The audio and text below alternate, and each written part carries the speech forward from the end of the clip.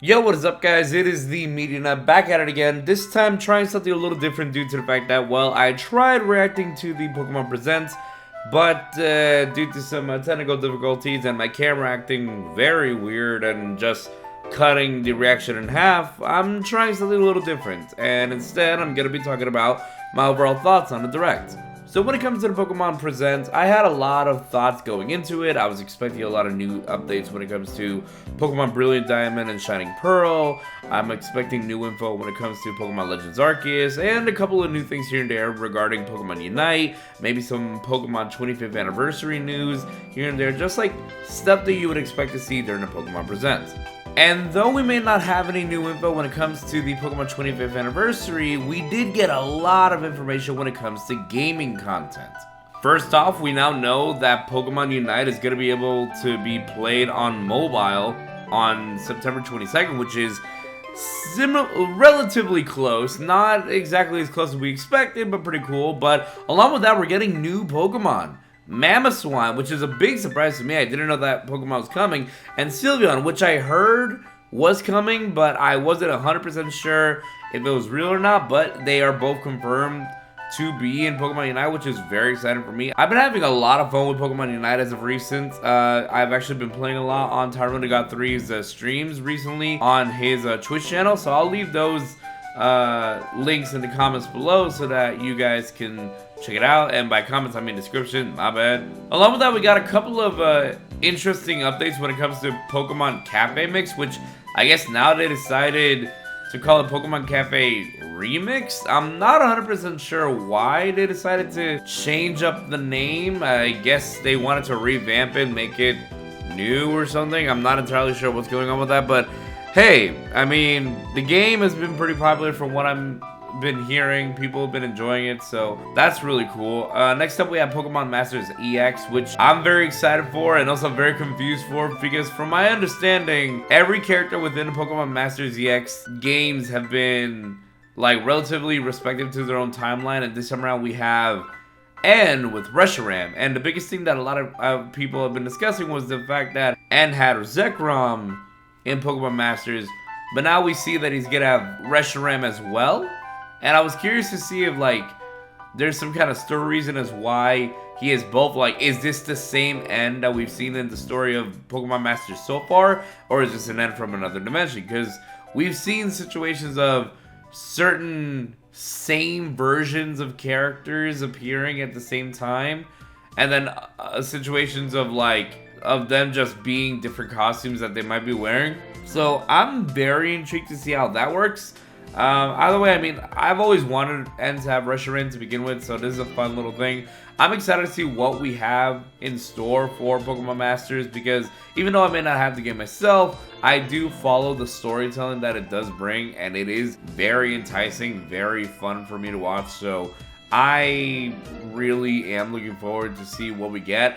My buddy Kuro, he tends to talk a lot about how it's possible that we could get Ash Ketchum or Go from Pokemon Journeys in Pokemon Masters as playable characters, like sync pairs where you get like Go with a Cinderace or Ash with Ash Greninja, and I think that'll be really cool. The big thing that I'm a little confused about is that in Pokemon Go, though, speaking of which, for Go, is the fact that we're getting Galarian Pokemon. And I know that it's supposed to be connected to Hoopa, but it's like, why are we getting Galarian Pokemon when we haven't even gotten Alolan yet? Like, we have Alolan forms of Pokemon, but we don't have Alolan Pokemon. So are we suddenly in Galar? That's kind of unexpected. I'm hoping they can explain a little bit of why they're doing that so early. Either way, I mean, I'm looking forward to the event. I still play Pokemon Go to this day, and I have a lot of fun with it. So I'm interested to see what they do. Going from that, let's dive straight into my thoughts on Pokemon Brilliant Diamond and Shining Pearl. The game looks great. I'm excited for all the updates. I'm excited for everything that they have to offer. Big pros come to the aspects of customization. There's a lot more customization than what I thought there was gonna be for Pokemon Brilliant Diamond and Shining Pearl, and that makes me so happy. That's so wonderful. Not just with your character, but also like they bring back the ball capsule systems from the original Diamond and Pearl games, where you get to like decorate your Pokeballs, and like your Pokemon comes out with like shiny little effects coming out, and that's really cool. I really enjoy those, and I really am happy that those are coming back. Along with that, you also have the return of a lot of the features, such as the underground area, where now you get to discover hidden areas where you can actually capture Pokemon that are hard to find in the Sinnoh region. That's really cool. Also, we get the return of the plaza area, that little Pal Plaza area thing that you get to go to back in the Diamond and Pearl days, where you get to like walk around and talk to people and like battle and trade with people around the world. That is so exciting. And of course, one of the biggest things is you have Pokemon following you again. Like, that is always such a fun little thing for you to have in the world of Pokemon, and it's such a wonderful addition for you to have in any Pokemon game.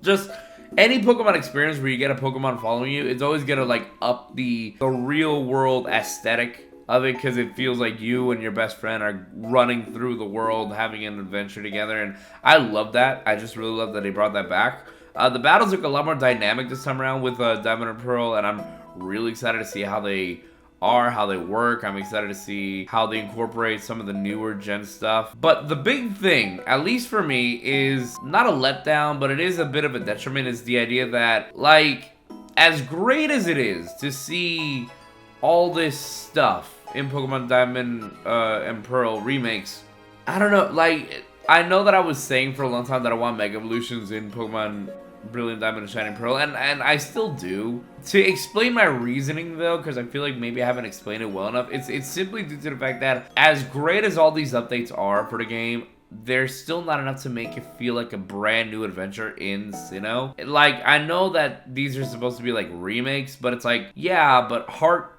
Gold and Soul Silver and Omega Ruby and Alpha Sapphire, they're remakes, but they still felt like new adventures in the world that were given. And I really want that new feeling. That's usually what I expect for a Pokemon remake. I know that other people, they probably expect, oh, a remake is meant to be just that, a remake. But it's like, for me, when I think of a Pokemon remake, I think of going back to a region, but having a new adventure there. Like, yes, there's some elements of story and other stuff that stays the same, but there's enough things that keeps it different. That's one of the reasons why I enjoyed Omega Ruby and Alpha Sapphire so much. That's one of the reasons why I enjoyed Heart Gold and Soul Silver. And whether it's Mega Evolution or some kind of thing to differentiate it from its Nintendo DS counterparts. With that in mind, I'm still excited for it, and I am definitely planning on getting the games at some point. I just feel like, at least for me, I really would like there to be something interesting, a little bit more than what we have already, to really push it out of the park,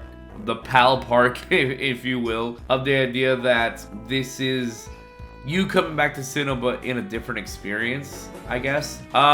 Moving forward, though, we also have news on Legends Arceus, which brings us into this crazy situation where, like, it is the Sinnoh region, but it's not the Sinnoh region. It's like another region. It's the Hirue region. Let me know if I'm butchering that name. I apologize if I am. So it's like it's not the Sinnoh region yet. It's the soon-to-be called Sinnoh region, and the game is beautiful. The game is wonderful. Like, we already knew going in that you were gonna be like capturing Pokemon for the first ever Pokedex. You get to see a little bit of like the towns and the area and like the characters that you're working with. You're part of this research group, very much like an expedition team, similar to that of like Mystery Dungeons, where you're teaming up with different people to like research Pokemon, capture Pokemon, build up the Pokedex, and just uncover all the mysteries of the world that you're in, which I'm very excited for. I also really love the gameplay mechanics of like how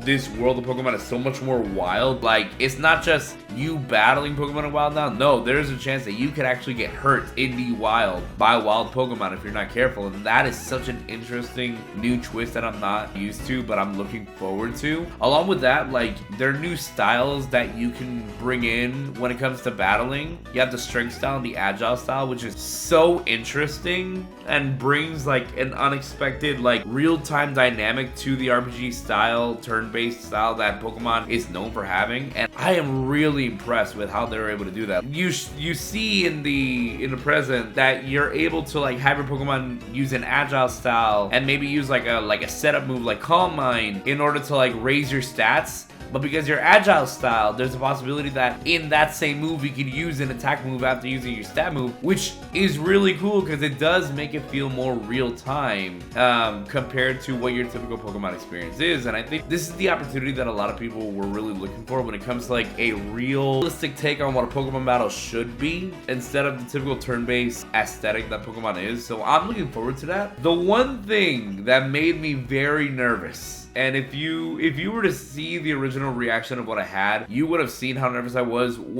the introduction of these, it's old Sinnoh, so I'm calling them like Sinnonian forms of Pokemon that they did include in the game. And I got worried because I was worried that these were genuine like Sinnonian forms of Pokemon, but then I was very happy to find out that the majority were not. So like, you have evolutions of Pokemon from both the past and the future, which I really appreciate. Like, Stantler has an evolution. I never thought I'd say that Stantler of all Pokemon finally gets an evolution. Stantler's getting love. And so are other Pokemon. Like, freaking, who would have thought that Basculin would have had an evolution? Or that we'd have a Sinnonian form of Braviary. But that's the thing, I think those work because those are Pokemon generations that take place after Sinnoh, aside from Stantler. But again, Stantler works because Stantler is already a Pokemon that's not really commonly seen in Sinnoh. But the fact that it gets an evolution, we already know that there are certain Pokemon of the past that get evolutions in Sinnoh, such as like Electabuzz to Electivire, a Magmar to Magmortar, and so on and so forth. So that already helps. So it's not a surprise to see a Pokemon like Stantler get an evolution in the old Sinnoh region. That's really cool. My one gripe is the old Sinnonian Growlithe. The Herosian, I don't know if I'm saying it right. Again, I apologize if I'm butchering it, but I really was not okay with the introduction of that version of Growlithe. It looks adorable. It is so cute, so wonderful, and I want to pet it. I want to play with it. So wonderful. But the fact that it's old Sinnoh, Growlithe is a Pokemon that technically has been seen in Sinnoh if you bring in the national dex in the original Diamond and Pearl games. And that's kind of the problem that I have, where unless it's a new evolution, I personally don't really feel comfortable with the idea of old Pokemon having forms in a game where those Pokemon themselves were present, I guess is what I'm saying. And Growlithe, even though Growlithe was not exactly commonly seen Pokemon in the Sinnoh region, it is a Pokemon that you're able to bring in once you got the national dex. So that was something that kind of bothered me, but again, like, if they explain it well enough, then maybe I'll be okay with it. All the other Pokemon I think are great. I love the evolutions. I love the attention to detail. I love the world, and I'm very excited to see what story they have in mind when it comes to Arceus, because again, like, when it comes to all the Pokemon projects that are coming out, this is definitely the Pokemon that like many others, catches my interest the most, because I do want representation, not just for Sinnoh, but specifically for a Pokemon as important as Arceus. I really want to see how they implement Arceus to the story, and like how they try to make Arceus more important, if at all. Those are my basic thoughts when it comes to the presentation. I think overall the presentation was fine. It was so chock full of things that when the presentation ended, I didn't feel the 28 minutes. It felt good enough that there was a lot to look forward to. Meanwhile, like, the best way I'll put this presentation is, there's a lot of things I'm looking forward to, but there's still a few things that I feel like are missing when it comes to a few things. Pokemon Legends, great so far. Super excited, cannot wait. I am hyped. Pokemon Brilliant Diamond and Shining Pearl, I'm excited for a lot of the things that they've shown so far, but I feel like it's still missing that key thing that makes it different from basically the original Diamond and Pearl games. So I'm hoping there's something that can make it a bit more different or interesting from the original games. And then everything else I'm just excited for. I'm excited for the new Pokemon coming in, Pokemon Unite. I want to see more. I really want Pokemon Unite to succeed, and I want even more Pokemon to join. So here's hoping for that. With that in mind though, those are my thoughts overall of the Pokemon Presents. So whatever you guys think, please in the comment section down below, let me know what you think. I am excited. I am cautiously optimistic for what there is to come. I am hoping to see more news when it comes to these Pokemon games soon, and not just like many months, like, but maybe in the next like 2 months at least, like prior to the release of each of these games. These games are definitely very interesting, but also the fact that they're so close together in release dates, it does catch my interest, and I'm curious to see how Pokemon plans on working that out. Yeah, like I said, show me what you think down in the comments below. What are you excited for? What got you most hyped in this presentation? What are you looking forward to? What are you not looking forward to? And with that in mind, don't forget to keep doing you, keep sharing laughs, and keep on rambling. And don't forget to like, comment, and subscribe. And I will catch you guys later. All right. See ya.